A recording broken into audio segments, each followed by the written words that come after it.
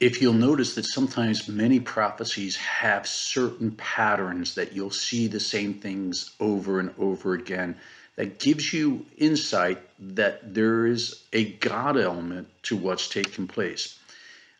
Today, I want to talk to you about preparing again for the rapture. That so many people feel like that they have time to prepare and they're playing a game. Let me share with you the parable that Jesus gives about the 10 virgins.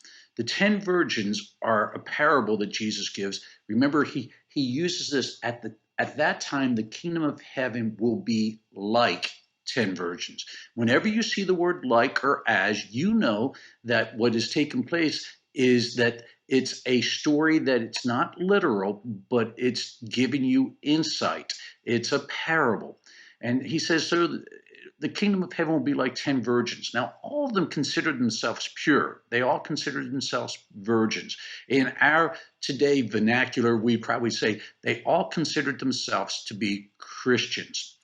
But the reality is, only 5 of them had enough oil. Listen to what takes place. And the Galilean Jews of that day understood what Jesus was talking about because, again, this goes back to the Galilean wedding. When the Jews would go to get married, only the father could say when the bridegroom could go get his bride. And many times he loved to do it at midnight when people were asleep because it made the celebration, the excitement, and the surprise so much more. So when Jesus is saying that it was late at night and all became weary, all were tired, the 5 wise ones and the 5 foolish ones were all asleep.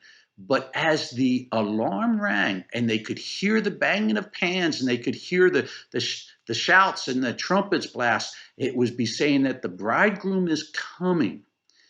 All 10 woke up. Only 5 were prepared to be able to go out because they had enough oil. Listen to what it says in Matthew 25, verse 10. It says, but while they were on their way to buy oil, the bridegroom arrived. The virgins who were ready went with him to the wedding banquet, and the door was shut. The door was shut.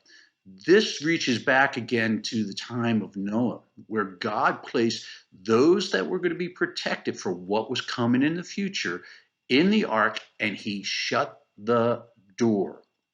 Here we see that Jesus is given a parable that those that why they thought they still had time. Are you catching this? It doesn't mean that they're bad people. They just didn't put a high enough priority to always be looking for Jesus.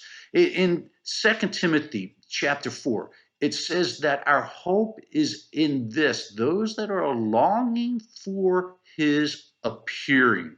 Oh, what a powerful verse that is. Those that are longing for his appearing.